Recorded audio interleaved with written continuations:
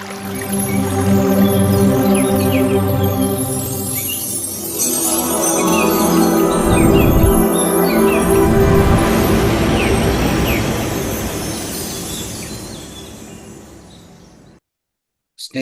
ಆತ್ಮೀಯರೇ, ಇವತ್ತಿನ ಕಿರು ಜ್ಞಾನ ಸಂದೇಶ ಭಾಗವಾಗಿ ಒಂದು ಜ್ಞಾನವನ್ನು ತಿಳ್ಕೊಂಡಕ್ಕೆ ಪ್ರಯತ್ನ ಮಾಡ್ತೀವಿ.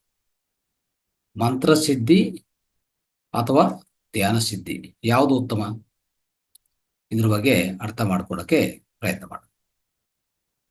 ಸ್ನೇಹಿತರೆ, ಮಂತ್ರಗಳ ಬಗ್ಗೆ ನಾವು ಕೇಳಿರ್ತೀವಿ. ಎಷ್ಟೋ ಮಂತ್ರಗಳು, ಮಂತ್ರೋಪಾಸನ, ಸ್ವಲ್ಪ ಗುರುಗಳು ಮಂತ್ರಗಳು ಹೇಳ್ತಾರೆ. ಅಂದ್ರೆ ಮಂತ್ರ ಸಾಧನೆ ಮಾಡಿದ್ರೆ, ಒಂದು ಗುರು ಮುಖಾಂತರ ಮಂತ್ರ ಸಾಧನೆ ಮಾಡಿದ್ರೆ ಅದರಿಂದ ಬರುವಂತ ಪರಿಣಾಮಗಳು ತಡ್ಕೊಳಕ್ಕಾಗತ್ತೆ. ಅವರ ಪರ್ಯವೇಕ್ಷಣೆಯಲ್ಲಿ ಮಾಡಬೇಕು. ಮಂತ್ರಗಳು ಮಾಡಿದ್ರೆ ಪ್ರಧಾನವಾಗಿ ಯಾವುದೇ ಒಂದು ಬುಕ್ ನೋಡಿಕೊಂಡು ಯಾರೋ ಇನ್ನೊಬ್ರು ಕೊಟ್ಟಿದ್ರು ಅಂತ ಮಂತ್ರಗಳು ಮಾಡೋದು, ಮಂತ್ರಗಳು ಪಠಣ ಮಾಡೋದು, ಹೆಚ್ಚಾಗಿ ಅದನ್ನು ಪಠಣ ಮಾಡೋದು, ಉಚ್ಚರಿಸೋದು ಎಲ್ಲ ಮಾಡ್ತಾ ಹೋಗಿ ಅದರಿಂದ ಬರುವಂಥ ಶಕ್ತಿಯನ್ನು, ಆ ಪರಿಣಾಮಗಳನ್ನು, ಅಡ್ಡ ಪರಿಣಾಮಗಳಾಗ್ಬೋದು, ವಿಪರೀತ ಪರಿಣಾಮಗಳಾಗ್ಬೋದು, ತಟ್ಕೊಳಕ್ ಕಷ್ಟ ಆಗುತ್ತೆ. ಅದಕ್ಕೋಸ್ಕರನೇ ಪ್ರಧಾನವಾಗಿ ಒಂದು ಯಾವುದೋ ಉಪದೇಶ, ಮಂತ್ರೋಪದೇಶ, ಮಂತ್ರ ಒಂದು ಗುರು ಅಂತ ಇರಬೇಕಾಗತ್ತೆ. ಆ ಥರ ನೀವು ಮಾಡಬೇಕು ಅಂತ ಆಸಕ್ತಿ ಇದೆ. ಆದರೆ ಯಾವುದು ಉತ್ತಮ ಅಂತ ನೋಡಕ್ ಪ್ರಯತ್ನ ಮಾಡೋಣ. ಅವಾಗ ಗೊತ್ತಾಗತ್ತೆ ನಿಮ್ಗೆ ಯಾವುದು ಉತ್ತಮ ಅನ್ನೋದು.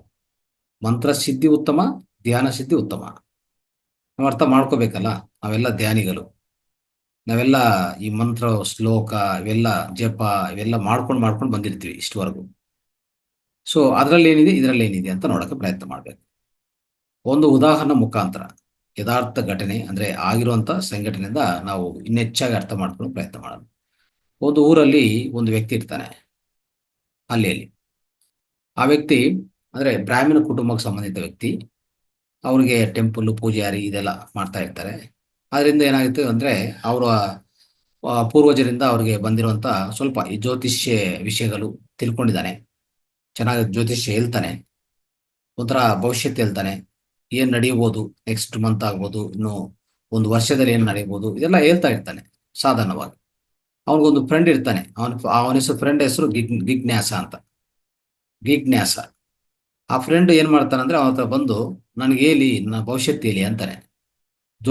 ಜ್ಯೋತಿಷ್ಯ ನಿಮ್ಗೆ ಗೊತ್ತಲ್ಲ, ನನಗೆ ಹೇಳಿ ಅಂತಾನೆ. ಇವ್ರು ಹೇಳ್ತಾರೆ ಒಂದು ವರ್ಷದೋ ಇನ್ನೊಂದು ಅವರ ಎಲ್ಲ ಪಂಚಾಂಗ ನೋಡಿ, ಆ ಗ್ರಹಗಳ ಬಲ ಇದೆಲ್ಲ, ನಕ್ಷತ್ರಗಳು ಎಲ್ಲ ನೋಡಿ ಹೇಳ್ತಾ ಇರ್ತಾನೆ.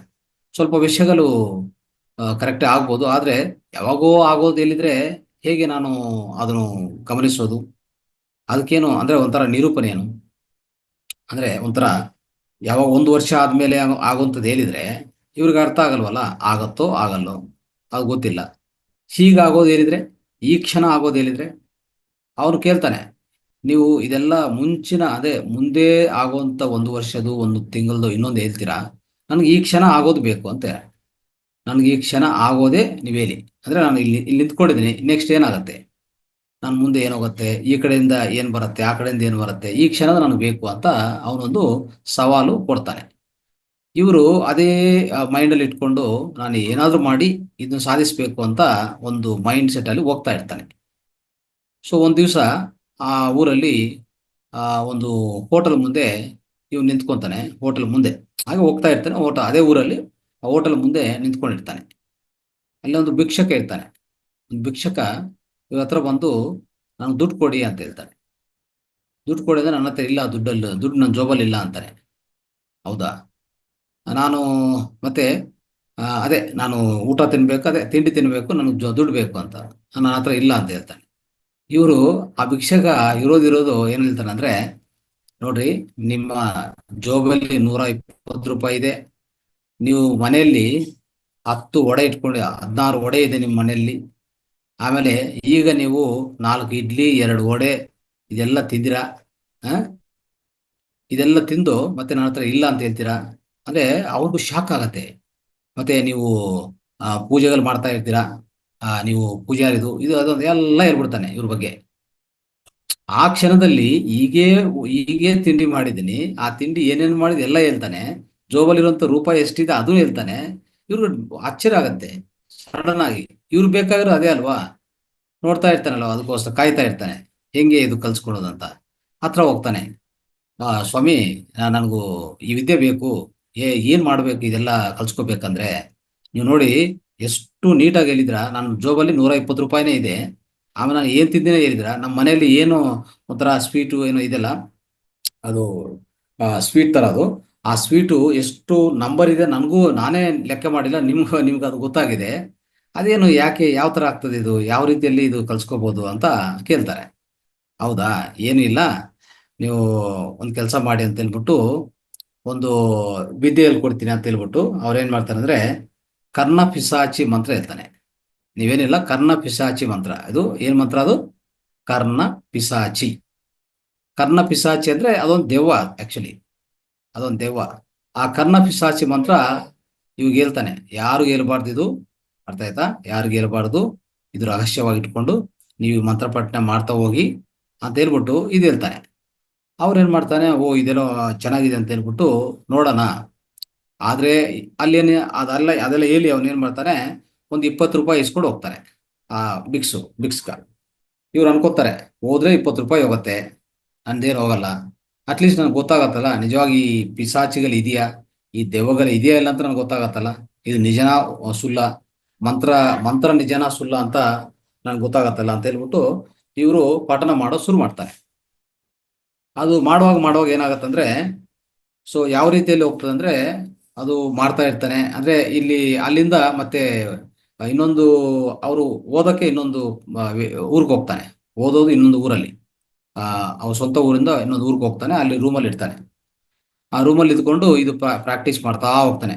ಜಾಸ್ತಿ ಜಾಸ್ತಿ ಜಾಸ್ತಿ ಪ್ರಾಕ್ಟೀಸ್ ಮಾಡುವಾಗ ಯಾವ ರೀತಿ ಹೋಗಿದೆ ಅಂದ್ರೆ, ಇದೇ ಪಠನ ಯಾವಾಗಲೂ ಈ ಕರ್ಣ ಪಿಶಾಚಿ ಮಂತ್ರ ಹೇಳಿ ಹೇಳಿ ಹೇಳಿ ಒಂಥರ ಅನೇಕ ಸಲ ಹೇಳ್ಕೊಂಡಿದ ಮೇಲೆ, ಒಂದ್ ದಿವಸ ನೈಟು ಇರೋದು ಒಂದು ಒಬ್ರು ಒಂದು ಸ್ತ್ರೀ, ಸೊ ಬಿಳಿ ಬಟ್ಟೆಗಳು ಹಾಕೊಂಡು ಸಡನ್ ಆಗಿ ಬರ್ತಾರೆ ಒಳಗಡೆ.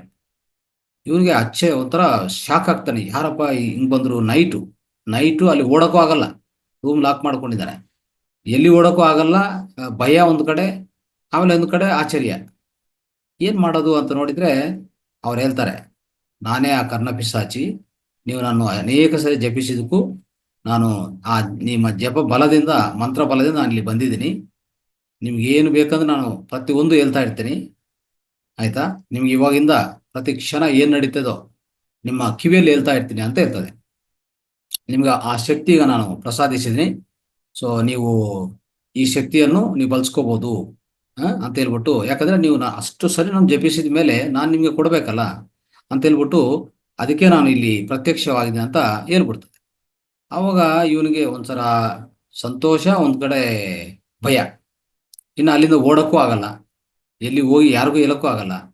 ಸರಿ ಆಯ್ತು ಅಂತ ಹೇಳ್ಬಿಟ್ಟು ಆವಾಗಿಂದ ಶುರು ಆಗತ್ತೆ ನೋಡಿ, ಅವನ ಕಿವಿಯಲ್ಲಿ ಕಂಟಿನ್ಯೂಸ್ ಹೇಳ್ತಾನೆ ಇರ್ತದೆ, ಏನೇನಾಗ್ತದೋ ಅವ್ರಿಗೆ ಆಗತ್ತೆ, ಈ ಪ್ರಪಂಚ ಏನಾಗತ್ತೆ, ಮುಂದಿನ ನಿಮ್ಗೆ ಏನಾಗತ್ತೆ, ಇನ್ನೊಬ್ರಿಗೆ ಏನಾಗತ್ತೆ, ಅದು ಆ ಕಿವಿಯಲ್ಲಿ ಆ ಪಿಸಾಚಿ ಬಿಟ್ಟೇ ಇಲ್ಲ. ಹೇಳಿ ಹೇಳಿ ಹೇಳಿ ಒಂಥರ ಅವನಿಗೆ ಯಾವ ರೀತಿಯಲ್ಲಿ ಹೋಗ್ತಾನಂದ್ರೆ, ಒಂದು ಒಂದು ಉನ್ಮಾದ ಆಗ್ಬಿಟ್ಟ, ಹುಚ್ಚಾಗ್ಬಿಟ್ಟದ ಈ ಪಿಸಾಚಿಂದ. ಅವ್ರು ಹೇಳಿ ಹೇಳಿ ಒಂಥರ ಉನ್ಮಾದ, ಆ ಹುಚ್ಚುತನ ಬಂತು, ಮ್ಯಾಡ್ನೆಸ್. ಇದು ಹೆಂಗಪ್ಪ ಇದು ತಟ್ಕೊಳೋದು ಅರ್ಥ ಆಗ್ತಾ ಇಲ್ಲ, ಅದು ಒಂಥರ ಕಿವಿಯಲ್ಲಿ ಹೇಳ್ತಾನೆ ಇರ್ತದೆ. ಆ ರೀತಿಯಲ್ಲಿ ಒಂಥರ ವಶಪಡಿಸ್ಕೊಂಡಿದೆ ಅವನು. ಹಂಗಾಗ್ಬಿಟ್ಟು ಕೊನೆಗೆ ಏನು ಅರ್ಥ ಆಗಿಲ್ಲ.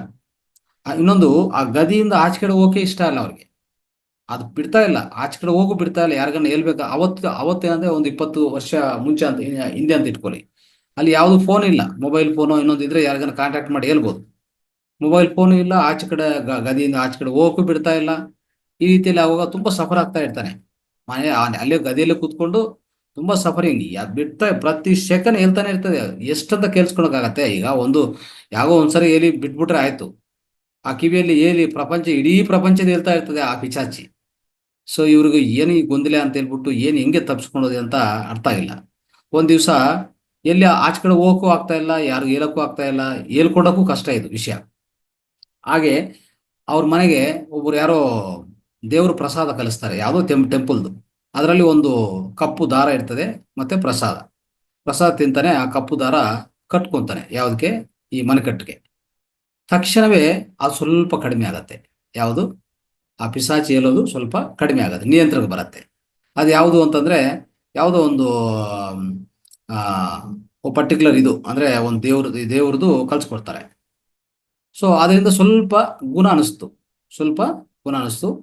ಸೊ ಆಯ್ತು ಅಂತ ಹೇಳ್ಬಿಟ್ಟು ಆ, ಹಂಗೆ ಇದು ಮಾಡ್ತಾನೆ. ಸ್ವಲ್ಪ ಕಡಿಮೆ ಆಗಿದೆ, ಪರವಾಗಿಲ್ಲ. ಈಗ ಈಗಾದರೂ ನಾನು ಆಚೆ ಕಡೆ ಹೋಗಿ ಏನಾದರೂ ಮಾಡಬೇಕು, ಯಾರಿಗನ್ನ ಹೇಳ್ಬೇಕು. ಅದೇ ಇವನ್ ಫ್ರೆಂಡ್ ಇದನ್ನಲ್ಲ, ಯಾರು ಇದಕ್ಕೆ ಕಾರಣ ಆಗಿದನೋ ಅವನು ಜಿಜ್ಞಾಸ ಅಂತವನು ಅವ್ರ ಊರಲ್ಲಿ ಇರ್ತಾನೆ. ಸೊ ಅವನಿಗನ್ನ ಹೇಳಿ ಈ ಸಹಾಯ ತಗೊಳ್ಳೋಣ, ಏನನ್ನ ಮಾಡೋಣ ಅಂತ ಒಂದು ಪ್ರಯತ್ನ ಇವರಿಗೆ. ಅರ್ಥ ಆಯ್ತಾ? ಹಾಗೆ ಸೊ ನಿಧಾನವಾಗಿ ಸ್ವಲ್ಪ ಕಡಿಮೆ ಆಗ್ತಲ್ಲ, ಆಚೆ ಕಡೆ ಬರ್ತಾನೆ.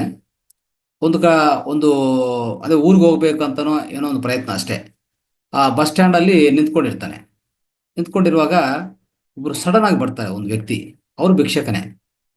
ಬಂದು ಇವ್ರು ನೋಡಿ, ನೀವು ಕರ್ಣ ಪಿಶಾಚಿಯಿಂದ ಬಲಿತಾ ಇದ್ರಲ್ಲ, ಕರ್ಣ ಪಿಶಾಚಿಯಿಂದ ನೀವು ತುಂಬಾ ಸಫರ್ ಆಗ್ತಾ ಇದ್ರಲ್ಲ, ನಿಮ್ಗೆ ಒಂದೇ ಒಂದು ಮಾರ್ಗ, ನರಸಿಂಹಸ್ವಾಮಿ ಕ್ಷೇತ್ರಕ್ಕೆ ಹೋಗಿ ನೀವು ಅಲ್ಲಿಗೆ ಹೋಗಿ, ಅಲ್ಲೇ ನಿಮ್ಗೆ ಪರಿಹಾರ ಸಿಗೋದು ಅಂತ ಹೇಳ್ಬಿಟ್ಟು ಟಕ್ ಅಂತ ಹೋಗ್ಬಿಡ್ತಾನೆ.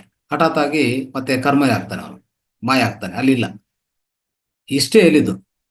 ಅಲ್ಲಿ ಅಲ್ಲೇನಾಗಿದೆ, ಒಂದು ಭಿಕ್ಷಕ ಬಂದು ಈ ಕರ್ಣ ಪಿಶಾಚಿ ದೇವನ ಪರಿಚಯ ಮಾಡಿದ್ರು.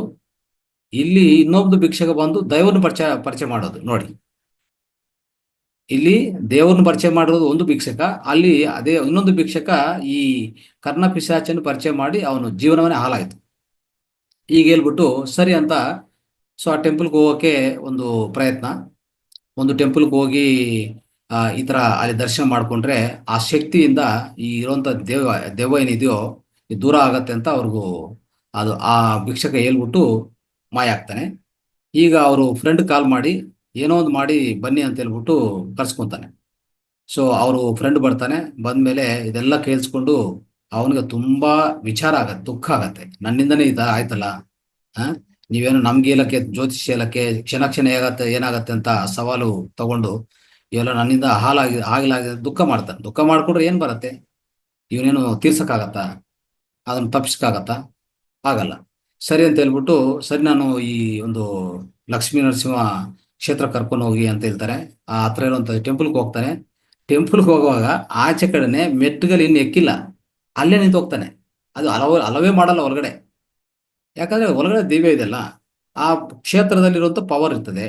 ಅವನು ಒಳಗಡೆ ಮೆಟ್ಟುಗಳ ಹತ್ತಕ್ಕನೆ ಇಷ್ಟಪಡ್ತಾ ಇಲ್ಲ, ಅಂದ್ರೆ ಅಲ್ಲಿ ನಿಂತು ಹೋಗ್ತಾನೆ. ಅವ್ರಿಗೆ ಗೊತ್ತಿಲ್ಲ. ಒಂಥರ ನಿಸ್ಪೃಹದಲ್ಲಿ ಅಂತಂದ್ರೆ ಅಪಸ್ಮಾರಕ ಸ್ಥಿತಿಯಲ್ಲಿ ಹಾಗೆ ನಿಂತ್ಕೊಂಡು ಬಿಡ್ತಾನೆ. ಅದು ಅವ್ರ ಫ್ರೆಂಡು ಗಮನಿಸ್ತಾನೆ, ಏನಪ್ಪ ಈ ತರ ಆಗ್ತಾ ಇದೆ, ಮೆಟ್ಟಿಗೆಲೆ ಎತ್ತಕ್ಕಾಗ್ತಾ ಇಲ್ಲ ಇವನ ಕೈಯಲ್ಲಿ. ಅಲ್ಲಿ ಫೇಲ್ ಆಗ್ತಾನೆ. ಮತ್ತೆ ಇನ್ನೊಂದು ಕಡೆ ಯಾದಗಿರಿ ಗುಟ್ಟ ಅಂತ ಇದೆ. ಅದು ನರಸಿಂಹ ಕ್ಷೇತ್ರ, ಪವಿತ್ರ ಕ್ಷೇತ್ರ, ಅದು ಪವರ್ಫುಲ್ ಕ್ಷೇತ್ರ, ಪವಾಡ ಶಕ್ತಿ ಕ್ಷೇತ್ರ. ಅಲ್ಲಿಗೆ ಕರ್ಕೊಂಡು ಹೋಗ್ತಾನೆ. ಕರ್ಕೊಂಡೋಗಿ ಅಲ್ಲಿ ಮೆಟ್ಟುಗಲ್ಲ ಹತ್ರ ನಿಂತು ಹೋಗ್ತಾನೆ.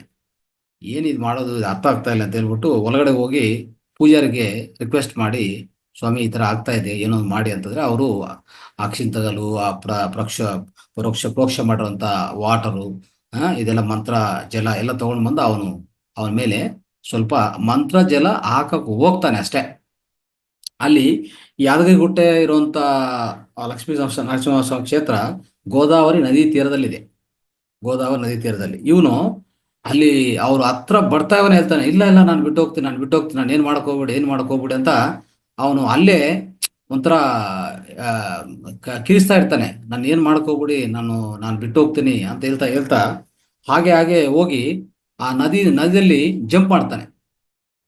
ಹಾಗೆ ಹೋಗಿ ನದಿಯಲ್ಲಿ ಜಂಪ್ ಮಾಡ್ಬಿಡ್ತಾನೆ. ಜಂಪ್ ಮಾಡಿ ಅಲ್ಲಿ ನದಿಯಲ್ಲಿ ಜಂಪ್ ಆಗ್ತಾನಲ್ಲ, ಅಲ್ಲಿ ಹರಿದ ಇರ್ತಾನೆ. ಅಲ್ಲಿ ಸ್ವಲ್ಪ ಹೊತ್ತು ಹಾಗೆ ಇರುವಾಗ ಸ್ವಲ್ಪ ಹೊತ್ತಾದ್ಮೇಲೆ, ಇನ್ನು ಸ್ವಲ್ಪ ಸಮಯ ಆದ್ಮೇಲೆ ಅವನಿಗೆ ಸ್ಮಾರಕ ಸ್ಥಿತಿ ಬರುತ್ತೆ. ಅಂದ್ರೆ ಒಂಥರ ಚೇತನ ಸ್ಥಿತಿ ಪಡ್ತಾನೆ ಅವನು. ಆವಾಗ ಅವ್ನು ನೋಡ್ಕೊಂಡ್ರೆ ಏನೋ ಒಂಥರ ಭಾರ ಇಲ್ದೋಯ್ತು, ಪೂರ್ತಿ ಭಾರ ಇಲ್ದೋಯ್ತು ಅಂತ ಆ ರೀತಿಯಲ್ಲಿ ಆಗ್ತದೆ ಸ್ನೇಹಿತರೆ. ಆ ರೀತಿಯಲ್ಲಿ ಆಗಿದ ಮೇಲೆ ಅವನಿಗೆ ಸ್ವಲ್ಪ ನೆಮ್ಮದಿ ಆಯ್ತು, ಸಂತೋಷ ಆಯ್ತು. ಸೊ ನೆಕ್ಸ್ಟ್ ಇಂದ ಅವ್ರಿಗೆ ಅಲ್ಲಿ ಅರ್ಥ ಆಗ್ತದೆ ಏನಂತಂದ್ರೆ, ನೋಡಿ ಈ ರೀತಿಯಲ್ಲಿ ದೈವ ಶಕ್ತಿ ಅನ್ನೋದು ಒಂದಿದೆ. ಅವ್ರಿಗೆ ಎರಡು ಪರಿಚಯ ಆಯ್ತಲ್ಲ, ಒಂದು ಪಿಶಾಚ ಶಕ್ತಿ ಅಂದ್ರೆ ದೆವ್ವ ಶಕ್ತಿ ಪರಿಚಯ ಆಯ್ತು, ದೈವ ಶಕ್ತಿ ಪರಿಚಯ ಆಯ್ತು. ಈ ರೀತಿಯಲ್ಲಿ ಆಗಿದೆ. ಸೊ ಇಲ್ಲಿ ಏನಂತ ನಾವು ಅರ್ಥ ಮಾಡ್ಕೋಬೇಕಂದ್ರೆ ಮಿತ್ರರೇ, ಇದು ನಾನು ಯಾಕೆ ಹೇಳಕ್ ಪ್ರಯತ್ನ ಮಾಡಿದೆ ಅಂದ್ರೆ, ಮಂತ್ರ ಸಿದ್ಧಿ ಅನ್ನೋದು ಒಂದು ಒಂದು ಗುರು ಒಂದು ಯಾರಾದ ಮಂತ್ರೋಚ್ಚಾರಣ ಉಪದೇಶ ಮಾಡಿ ಅವ್ರ ಪರ್ಯವೇಕ್ಷಣೆಯಲ್ಲಿ ಮಾಡಿದರೆ ಅತ್ಯಂತ ಸುರಕ್ಷಿತ. ಇಲ್ಲ ಅಂದ್ರೆ ನಾವಾಗಿ ನಾವು ಯಾವ ಮಂತ್ರ ಅಂದ್ರೆ ಆ ಮಂತ್ರ ಜಪಿಸೋದು ಖಂಡಿತ ಒಂಥರ ಅದು ಕೆಟ್ಟದು, ಅದು ನಮ್ಮನ್ನು ಹಾಳು ಮಾಡತ್ತೆ. ಈ ರೀತಿಯಲ್ಲಿ ನೋಡಿ, ಈಗ ಈ ಒಂದು ಘಟನೆದಿಂದ ನಮ್ಗೆ ಅರ್ಥ ಆಗ್ತದೆ ಒಂದು ಏನಾಗತ್ತೆ ಒಂದು ಮಂತ್ರ ಪಠನೆ ಹಾಗೆ ನಾವು ಕಲ್ಸ್ಕೊಂಡು ಮಾಡಕ್ ಹೋದ್ರೆ. ಸೊ ಇದು ಅರ್ಥ ಮಾಡ್ಕೊಂಡ್ರೆ ನಮ್ಗೆ ಏನು ಉತ್ತಮ ಅಂತಂದ್ರೆ, ಈಗ ದೈವಶಕ್ತಿ ಅಂದ್ರೆ ಮತ್ತೆ ಅವರು ಚೇತರಿಸ್ಕೊಂಡಿದ್ರು. ಇಲ್ಲ ಅಂದ್ರೆ ದೈವಶಕ್ತಿ ಇಲ್ಲ ಅಂದ್ರೆ ಅದಕ್ಕೆ ನಾವು ದೈವಶಕ್ತಿ ಇದೆಯಾ ಇದೆಯಾ ಅಂತ ಅನ್ಕೊಂತಾ ಇರ್ತೀವಿ. ಆದ್ರೆ ದೈವಶಕ್ತಿ ಇದೆ, ಈ ತರ ಇದೆ, ಅರ್ಥ ಮಾಡ್ಕೋಬೇಕು ನಾವು. ದೈವಶಕ್ತಿ ಅಂದ್ರೆ ಒಂದು ಪವಿತ್ರವಾದ ಒಂದು ಕ್ಷೇತ್ರದಲ್ಲಿ ಅದು ಪವಾಡವಾದ ಆ ಶಕ್ತಿ, ಅದು ಏನಂತ ಅನ್ಕೋಬಹುದು, ನೀವು ಏನಂತ ಹೆಸರು ಇಟ್ಕೋಬಹುದು. ಒಂಥರ ಏನಂತದು ಒಂದು ವಿಶ್ವಶಕ್ತಿ ಅನ್ಕೋಬಹುದು, ಆ ಮತ್ತೆ ಆಧ್ಯಾತ್ಮಿಕ ಶಕ್ತಿ ಅನ್ಕೋಬಹುದು. ಆ ಪವಿತ್ರ ಸ್ಥಳದಲ್ಲಿ ಆ ಪವಾಡ ಶಕ್ತಿಯಿಂದ ಅವ್ನು ಮತ್ತೆ ಚೇತರಿಸ್ಕೊಂತಾನೆ. ಅವಾಗ ದೈವಶಕ್ತಿ ಅವ್ರಿಗೆ ಪರಿಚಯ ಆಗತ್ತೆ. ಇದರಿಂದ ನಮ್ಗೆ ಬರುವಂತ ನೀತಿ ಏನಂತಂದ್ರೆ, ಯಾವಾಗ್ಲೂ ಅಷ್ಟೇ ಮಂತ್ರಸಿದ್ಧಿ ಅನ್ನೋದು, ಅದೇ ಮಂತ್ರಸಿದ್ಧಿ ಅನ್ನೋದು ಸಾಧಿಸೋದು ಡೆಫಿನೆಟ್ಲಿ ಏನಂತಂದ್ರೆ ಅತಿ ಸೆನ್ಸಿಟಿವ್. ಅದು ಅಂದ್ರೆ ಅತಿ ಕೇರ್ಫುಲ್ ಆಗಿ ಜಾಗೃತ ವಹಿಸ್ಬೇಕಾಗತ್ತೆ. ಅದನ್ನು ಬೇಕಾಗಿಲ್ಲ, ನಾವು ಮಾಡ್ಬೇಕಾಗಿರೋದೇನು ಧ್ಯಾನ ಸಿದ್ಧಿ ಮಿತ್ರರೇ. ಮಂತ್ರಸಿದ್ಧಿ ಅನ್ನೋದು ಯಾವಾಗಲೂ ಅಂತ ಹೇಳ್ಬೇಕಂದ್ರೆ ನಮಗೆ ಸುರಕ್ಷಿತವಾದ ಅಲ್ಲ ಅಂತ ಹೇಳ್ಬೋದು. ಯಾಕಂದ್ರೆ ಅದು ಖಂಡಿತ ನಮ್ಮನ್ನು ಇನ್ನೊಂದು ರೀತಿಯಲ್ಲಿ ಕರ್ಕೊಂಡು ಹೋಗ್ತದೆ. ಒಂಥರ ಹೇಳ್ಬೇಕಂದ್ರೆ ಒಂದು ಮಹೋನ್ನತ ಸ್ಥಿತಿಯಿಂದ ಅಧಮ ಸ್ಥಿತಿ ಕರ್ಕೊಂಡು ಹೋಗ್ತದೆ ಅದು. ಅದೇ ನೀವು ಧ್ಯಾನ ಸಿದ್ಧಿ ತಗೊಂಡ್ರೆ ಏನಾಗತ್ತೆ, ಧ್ಯಾನ ಮಾಡ್ತಾ ಇದ್ರೆ ನಿಮ್ಮಲ್ಲಿ ನೀವು ಪ್ರವೇಶ ಮಾಡುವಾಗ, ನಿಮ್ಮ ಬಗ್ಗೆ ನಿಮ್ಗೆ ಅರಿವು ಸಿಗುವಾಗ, ನೀವು ಯಾರು ಅಂತ ಅರ್ಥ ಮಾಡ್ಕೊಳ್ಳುವಾಗ, ಅವಾಗ ನಿಮ್ಗೆ ಒಂದು ಪವಾಡವಾದ ಆ ಮನಸ್ಸು, ಪವಾಡದ ಮನಸ್ಸು ಅಂದ್ರೆ ಪವರ್ಫುಲ್ ಮೈಂಡು ಅಂದ್ರೆ ನಿಮ್ಮಲ್ಲಿ ಅತ್ಯಂತ ಶಕ್ತಿ ಹೆಚ್ಚಾಗಿ ನಿಮ್ಮ ಬಗ್ಗೆ ನಿಮ್ಗೆ ಅರಿವು ಬಂದ್ಮೇಲೆ ನೀವೇ ಒಂದು ದೇವ್ರು ಅಂತ ತಿಳ್ಕೊಂಡಿದ್ಮೇಲೆ, ಇನ್ನು ಅದಕ್ಕಿಂತ ಹೆಚ್ಚಾಗಿ ನಮ್ಗೆ ಏನ್ ಬೇಕಾಗತ್ತೆ. ನಾವು ಯಾವಾಗ್ಲೂ ಹೇಗಿರ್ತೀವಿ ಅಂದ್ರೆ ಈ ಯೂನಿವರ್ಸು, ಈ ಪ್ರಕೃತಿ, ಈ ಸೃಷ್ಟಿಕರ್ತ, ನಾವು ಎಲ್ಲ ಒಂದಾಗಿರ್ತೀವಿ.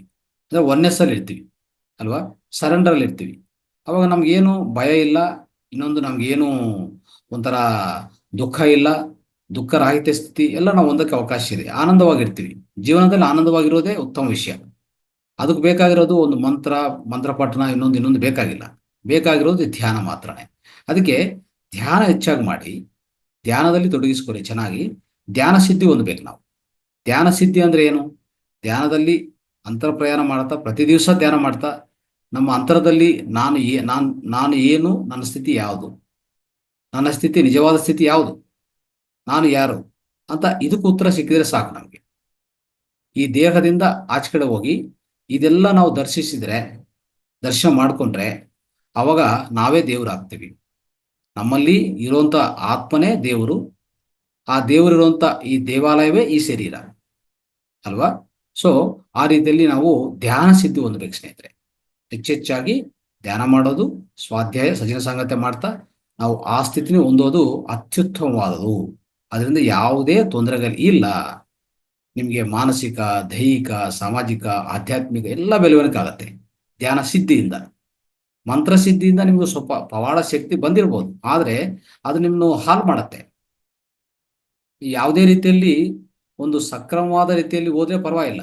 ಬಟ್ ಅದು ಯಾವ ತರ ಅಂದ್ರೆ ಒಂಥರ ಬೆಂಕಿ ನಮ್ಮ ಕೈಯಲ್ಲಿ ಇಟ್ಕೊಂತಾರ. ಅದು ಬೆಂಕಿ ಒಳ್ಳೇದೇ, ಸುಡ್ತದೆ. ಬೆಂಕಿ ಪವಾಡ ಶಕ್ತಿವಂತದೆ, ಆದ್ರೆ ನಮ್ಮ ಕೈನ ಸುಡ್ತದೆ ಒಂದೊಂದ್ಸಾರಿ. ನಮ್ಮ ಕೈಯಲ್ಲಿ ಬೆಂಕಿ ಇಟ್ಕೊಂಡ್ರೆ ಹೇಗೆ, ಆ ರೀತಿಯಲ್ಲಿ ಈ ಮಂತ್ರದ ಶಕ್ತಿ. ಅದಕ್ಕೋಸ್ಕರ ಅದಕ್ಕಿಂತ ಉತ್ತಮವಾದ ನಿಮ್ಮನ್ನು ಪೂರ್ತಿ ಅಂದ್ರೆ ಒಂಥರ ಬದಲಾವಣೆ ಮಾಡುವಂತ, ಪರಿವರ್ತನೆ ಮಾಡುವಂತ ಈ ಧ್ಯಾನ ಸಿದ್ಧಿ ಅತ್ಯುತ್ತಮವಾದವು ಅಂತ ಹೇಳಕ್ಕೆ ನಾನು ಒಂದು ಯಥಾರ್ಥ ಸಂಘಟನೆಯಿಂದ ನಿಮ್ಗೆ ಹೇಳಕ್ಕೆ ಪ್ರಯತ್ನ ಮಾಡಿದ್ದೀನಿ. ಸೊ ಥ್ಯಾಂಕ್ ಯು, ಎಲ್ಲರಿಗೂ ಧನ್ಯವಾದ, ನಮಸ್ತೆ. Thank you sir, thank you. ತುಂಬಾ ಚೆನ್ನಾಗಿ ಹೇಳಿದ್ರಿ. ಮಂತ್ರ ಸಿದ್ಧಿ ದೊಡ್ಡದ, ಅದೇ ಧ್ಯಾನ ಸಿದ್ಧಿ ದೊಡ್ಡದ ಅನ್ನೋದ್ರ ಬಗ್ಗೆ. ಹೌದು, ನಾವು ಅಂದ್ರೆ ಮೂಢರಾಗ್ಬಿಡ್ತೀವಿ ಒಮ್ಮೊಮ್ಮೆ. ಮೂಢರಾಗಿ ಮಂತ್ರದ ಅಂದ್ರೆ ಯಾರೋ ಪವಾಡ ಹೇಳ್ತಾರೆ, ಯಾರೋ ಮಂತ್ರ ಹೇಳ್ಕೊಡ್ತಾರೆ, ಯಾರೋ ನಮ್ಗೆ ಭವಿಷ್ಯ ಹೇಳ್ತಾ ಇದ್ದಾರೆ ಅಂತ ಅದ್ರ ಹಿಂದೆ ಹೋಗ್ತಾ ಇರ್ತೀವಿ. ಅರಿವೇ ಇರಲ್ಲ, ಅವ್ರೇನೋ ಹೇಳಿರ್ತಾರೆ, ನಾವೇನೋ ಕೇಳ್ಕೊ ಬರ್ತೀವಿ. ಮನೇಲಿ ಮಾಡೋದು ಅದು ಮಾಡಕ್ ಹೋಗಿ ಇನ್ನೊಂದು ಅಧೋಗತಿ ಆಗ್ಬಿಟ್ಟಿರುತ್ತೆ. ಮನೇಲಿ ಪರಿಸ್ಥಿತಿನೇ ಬಿಗಡಾಯಿಸೋಗಿರುತ್ತೆ, ಅದು ನಮ್ಗೆ ಅರ್ಥ ಆಗಿರಲ್ಲ. ಅದಕ್ಕೋಸ್ಕರ ಈ ಧ್ಯಾನದ ಅಂದ್ರೆ ಅದೇ ಹೇಳ್ತಾರೆ ನೋಡಿ, ಭಕ್ತಿ ಮಾರ್ಗ ಸ್ವಲ್ಪ ಕಷ್ಟನೇ, ಧ್ಯಾನ ಮಾರ್ಗ ಈಸಿ. ಅಂದ್ರೆ ನಮ್ಮನ್ನ ನಾವು ಅರ್ಥಕೊಂಡು ನಾವು ಮಾಡ್ಲಿಕ್ಕೆ ತುಂಬಾ ಈಸಿ. ಭಕ್ತಿ ಮಾರ್ಗದಲ್ಲಿ ತುಂಬಾ ಅಡೆತಡೆ, ತುಂಬಾ ಕಷ್ಟ ಅದು ಹೋಗೋದು. ಯಾಕಂದ್ರೆ ಅಲ್ಲಿ ಸಿದ್ಧಿ ಅಂದ್ರೆ ಪರಮಾತ್ಮಗೆ ಹೋಗಕ್ಕೆ ತುಂಬಾ ದಿನ ಬೇಕಾಗುತ್ತೆ. ಯಾಕಂದ್ರೆ ನಾವು ಕರೆಕ್ಟಾಗಿ ಮಾಡಿದ್ರೆ, ಪಾಲನೆ ಮಾಡಿದ್ರೆ ಪರವಾಗಿಲ್ಲ. ಎಲ್ಲೋ ಅರ್ಧಂಬರ್ಧ ಮಾಡೋದು, ಅದನ್ನ ತಿಳ್ಕೊಳ್ಳೋದು, ಇವತ್ತಿದ್ ಹೇಳಿದ್ರು ಅಂತ ಕೇಳೋದು, ಇನ್ನೊಂದಿನ ಯಾರೋ ಏನೋ ಹೇಳಿದ್ರು ಅಂತ ಕೇಳೋದು, ಎಲ್ಲ ಮಂತ್ರಗಳನ್ನ ಹೇಳಿ ಹೇಳಿ ಹೇಳಿ ನಾವು ಯಾವ್ದದ್ದು ಮಂತ್ರ ಹೇಳಿ ಯಾವ ಸಿದ್ಧಿ ಪಡ್ಕೋಬೇಕು ಅಂತ ನಮ್ಗೆ ಗೊತ್ತಾಗಲ್ಲ. ಅದಕ್ಕೆ ಅದರಲ್ಲಿ ತುಂಬಾ ಈಸಿ ಅಂದ್ರೆ ನಾನು ಇವಾಗ ಅನ್ಕೊಂಡಿದ್ದು ಧ್ಯಾನ ಮಾರ್ಗ ತುಂಬಾ ಈಸಿ ಅಂತ ಅನ್ಕೊಂಡಿದೀನಿ. ನಮ್ಮನ್ನ ನಾವು ಹತ್ಕೊಳ್ಳಕ್ಕೆ ಅಂದ್ರೆ ನಮ್ಗೆ ಧ್ಯಾನದಲ್ಲೇ ಅರ್ಧ ಎಲ್ಲ ಸಿಗ್ತಾ ಹೋಗುತ್ತೆ ನಮ್ಗೆ. ಅಂದ್ರೆ ನಾವು ಆರ್ಥಿಕವಾಗಿಯೂ ಮುಂದೆ ಬರ್ಬೋದು, ಮಾನಸಿಕವಾಗಿ, ಶಾರೀರಿಕವಾಗಿ ಎಲ್ಲ ಬೆಳೀತಾ ಹೋಗ್ತೀವಿ ಧ್ಯಾನ ಮಾರ್ಗದಲ್ಲಿ. ಭಕ್ತಿ ಮಾರ್ಗದಲ್ಲಿ ಬೆಳೆಯಲ್ಲ ಅಂತಲ್ಲ, ತುಂಬಾ ಟೈಮ್ ಬೇಕಾಗತ್ತೆ. ಮತ್ತೆ ಕರೆಕ್ಟ್ ಪಾಲನೆ ಮಾಡಿದ್ರೆ ಅದರಲ್ಲೂ ಸಿಗ್ತಾ ಹೋಗುತ್ತೆ. ಅಂದ್ರೆ ಕರೆಕ್ಟ್ ಆಗಿರ್ಬೇಕು ನಮ್ಮ ಉದ್ದೇಶಗಳು, ಆವಾಗ ಚೆನ್ನಾಗಾಗ್ತಾ ಹೋಗುತ್ತೆ ಅಂತ ಹೇಳ್ತೀನಿ. ಥ್ಯಾಂಕ್ ಯು ಸರ್, ತುಂಬಾ ಅದ್ಭುತವಾದ ಮಾಹಿತಿ ಕೊಟ್ಟಿದ್ದೀರಾ. ನಾವು ಹೇಗಿರ್ಬೇಕು ಅನ್ನೋದನ್ನ ನೀವು ಪ್ರತಿದಿನ ಹೇಳ್ತಾನೆ ಇರ್ತೀರಾ, ಬಟ್ ಇವತ್ತು ಅಂದ್ರೆ ಕೂಲಂಕುಷವಾಗಿ ಅದನ್ನ ನೀಟಾಗಿ ಪ್ರಸ್ತುತಪಡಿಸಿದ್ದೀರಾ sir. Thank you. Right right. Masters, ಯಾರಾದ್ರೂ ನಿಮ್ಮ ಅನುಭವ ಅಥವಾ ನಿಮ್ದು ಯಾವ್ದಾದ್ರು ಶೇರಿಂಗ್ ಇದ್ರೆ ಹೇಳ್ಬೋದು. ರಾಜು ಸರ್ ಮಾತಾಡಿ.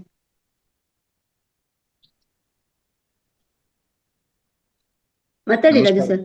ನಮಸ್ಕಾರ ಗುರೂಜಿಯವರು. ನಮಸ್ಕಾರ ಹೇಳಿ.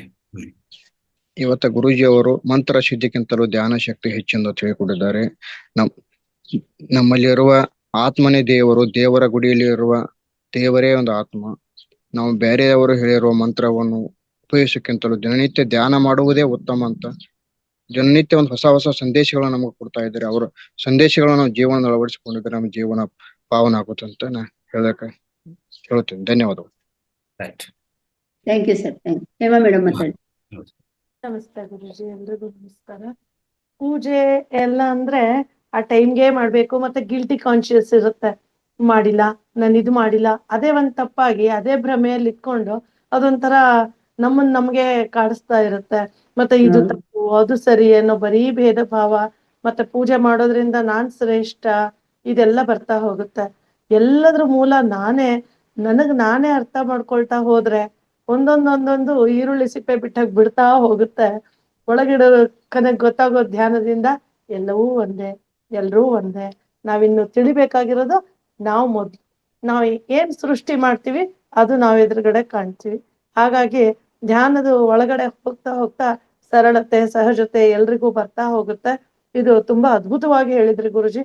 ಇದನ್ನ ನಾವು ಎಷ್ಟು ನೋಡಿದ್ರು ಗುರುಗಳು ಬೇಕು ಅಥವಾ ತಿಳ್ಕೊಳ್ಬೇಕು, ಪೂಜೆ ಬೇಕು, ಮಂತ್ರ ಬೇಕು ಅಂದವಾಗ ಮನೇಲಾಗ್ಲಿ ಹೊರಗಡೆ ಆಗ್ಲಿ ನಮ್ಗೆ ಸಿಗೋದೇ ಇಲ್ಲ. ಪ್ರಯತ್ನ ಮಾಡ್ತಾನೆ ಇರ್ತೀವಿ. ಈ ಪೂಜೆ ಮಾಡಿದ್ರೆ ಒಳ್ಳೇದು, ಈ ತರ ಮಾಡಿದ್ರೆ ಒಳ್ಳೇದು, ಇವ್ರು ಮಾಡ್ತಾರೆ ಅಂತ ಪ್ರಭಾವಕ್ಕೊಳಗಾಗ್ತೀವಿ. ಆಮೇಲೆ ಇವ್ರು ಹೀಗೀಗ್ ಮಾಡ್ತಾರೆ, ನಾವು ಹಾಗೆ ಮಾಡ್ಬೇಕೇನೋ ಅನ್ನೋದು ಸಹಜವಾಗಿ ಎಲ್ರಲ್ಲೂ ಮೂಡಿರುತ್ತೆ. ಆದ್ರೆ ನೀವು ಇದನ್ನೆಷ್ಟು ಸರಳವಾಗಿ ನಮ್ಗೆ ಮಣ್ಣಿನ ಮೂರ್ತಿಗಳಾಗಿ ಮಾಡ್ತಿದ್ದೀರಾ ಅಂದ್ರೆ, ಮಣ್ಣಿಂದ ನಮ್ಮನ್ನ ನಾವು ತಿಳ್ಕೊಳ್ಳೋ ಅಂತ ಎಲ್ಲ ಪ್ರಯತ್ನವೇ ಧ್ಯಾನ. ಇದರಿಂದ ಎಲ್ಲರಲ್ಲೂ ಸಮಾನತೆ ಬರುತ್ತೆ, ಮತ್ತೆ ಮನ್ಸಲ್ಲಿ ಪ್ರೀತಿ ಉಂಟಾಗುತ್ತೆ. ಎದುರುಗಡೆ ಇದ್ದವರು ನಮ್ಮ ಪ್ರತಿಬಿಂಬನೇ ಅಂತ ಕಾಣ್ತಾ ಹೋಗುತ್ತೆ ಅಂತ ಇನ್ನು ಹೇಳಕ್ ತುಂಬಾ ಇದೆ.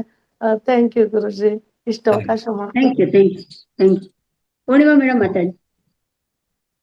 ಗುರುಗಳು ಹೇಳಿದ ಅತ್ಯದ್ಭುತವಾಗಿತ್ತು. ಅಲ್ಟಿಮೇಟ್ ಧ್ಯಾನನೇ ಅದ್ರ ದಾರಿಗೆ ಹೋಗ್ಲಿಕ್ಕೆ ನಾವು ಏನೇನೋ ಹರಸಾಹಸ ಮಾಡ್ತೀವಿ. ಇದು ಶಾರ್ಟ್ ಕಟ್ ವೇ.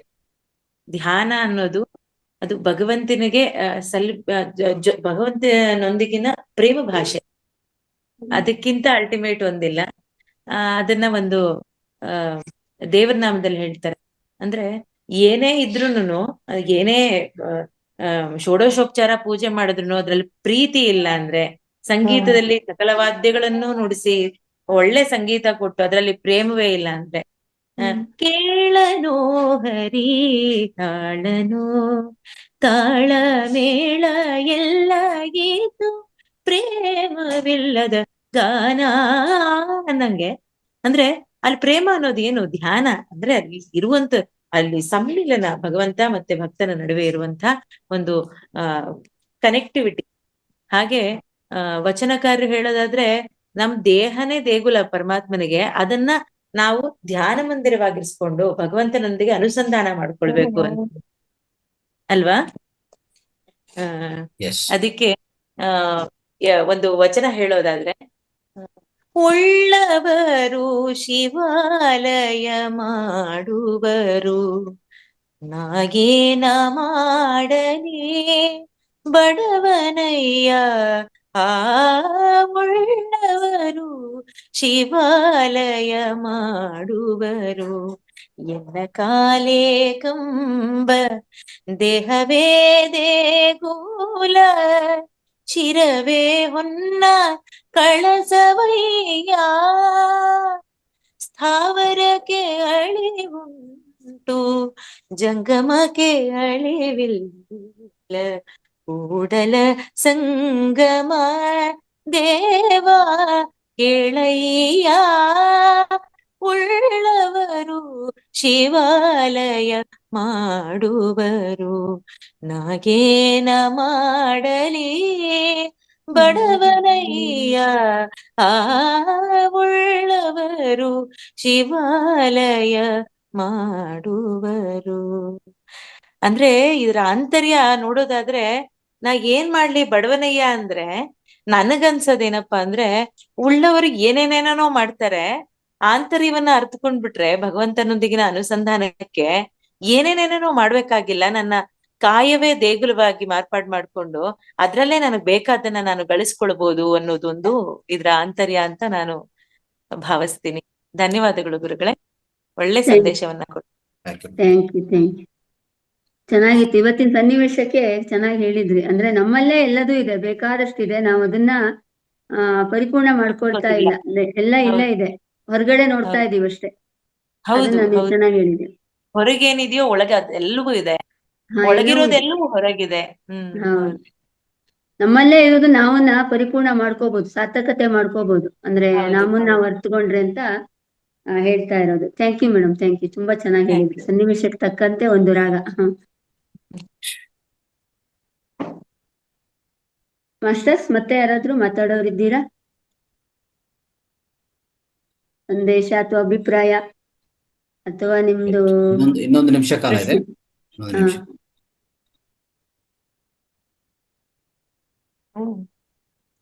ಸುತೇಜ ಮೇಡಮ್ ಮಾತಾಡಿ. ನಮಸ್ತೆ ಗುರುಜಿ. ನಮಸ್ತೆ ಮಂತ್ರ ಮೇಡಮ್. ಇವತ್ತು ಎಲ್ಲ ಕಾರ್ಯಕ್ರಮನೂ ಅದ್ಭುತವಾಗಿ ಬಂತು. ನಿಜವಾಗ್ಲೂ ಕೇಳ್ತಾ ಇರ್ಬೇಕು ಅನ್ಸುತ್ತೆ. ವಾಣಿ ಮೇಡಮ್ ಇರ್ಬೋದು, ಆಮೇಲೆ ಧ್ಯಾನ, ಈ ಗುರುಜಿಯವ್ರು ಹೇಳಿದ್ದು ಧ್ಯಾನಕ್ಕಿಂತ ಅಲ್ಲ, ಧ್ಯಾನ ಸ್ತೋತ್ರಕ್ಕಿಂತ ಹೆಚ್ಚು ಶಕ್ತಿಶಾಲಿ ಅದನ್ನು ಗುರುಜಿ ತುಂಬಾ ಚೆನ್ನಾಗಿ ಹೇಳಿದ್ರು. ಯಾಕಂದ್ರೆ ನಾವು ಮೊದ್ಲು ಹಂಗೆ ಅನ್ಕೊಂತೀವಿ, ಧ್ಯಾನಕ್ಕೆ ಬರೋಕ್ಕಿಂತ ಮೊದ್ಲು ಬರೀ ಶ್ಲೋಕಗಳು ಹೇಳಿದು ಅದ್ರ ಪಠಣ ಮಾಡೋದು ಬೆಳಗ್ಗೆ ಮಧ್ಯಾಹ್ನ ಸಂಜೆ ಅಂತ. ಈಗ ಧ್ಯಾನಕ್ಕೆ ಬಂದ್ಮೇಲೆ ಅಂದ್ರೆ ನಿಜವಾಗ್ಲೂ ಅದು ಯಾವುದು ಇಲ್ಲದೆ ಸರಳವಾಗಿ ಸುಲಭವಾಗಿ ಇಷ್ಟು ಕೈಗೆ ಎಟಕುವಂತ ಸುಲಭವಾದ ಮಾರ್ಗ ಇದು. ನಮಗೆ ಧ್ಯಾನ ಹೇಳ್ಕೊಟ್ಟಂತ ನಿಮಗೂ ಪತ್ರಿಜಿ ಸರಿಗೂ ಎಲ್ಲರಿಗೂ ತುಂಬಾ ತುಂಬಾ ಧನ್ಯವಾದಗಳು. ಆಮೇಲೆ ಪೂರ್ಣಿಮಾ ಮೇಡಮ್ ಹಾಡಿದಂತ ಒಂದು ಸಂದರ್ಭಕ್ಕನುಸಾರುವಂತ ಒಂದು ಹಾಡು ತುಂಬಾ ಅರ್ಥಪೂರ್ಣವಾದ ಹಾಗೂ ಭಕ್ತಿಪೂರ್ಣಕ್ಕೂ ಆಗಿತ್ತು. ತುಂಬಾ ತುಂಬಾ ತುಂಬಾ ಧನ್ಯವಾದಗಳು ಗುರುಜಿ. ಇವತ್ತಿನ ಎಲ್ಲ ಕಾರ್ಯಕ್ರಮಕ್ಕೂ ಅದ್ಭುತ ಅದ್ಭುತ ಅದ್ಭುತ. Thank you, thank you, thank you. ಎಲ್ಲರಿಗೂ ಮಹಾಶಿವರಾತ್ರಿಯ ಶುಭಾಶಯಗಳು. ಎಸ್, ಎಲ್ಲರಿಗೂ ಮಹಾಶಿವರಾತ್ರಿ ಶುಭಾಶಯಗಳು. Thank you. Thank you, thank you. ನಿಮ್ಗೂ ಎಲ್ಲರಿಗೂ ಶುಭಾಶಯ.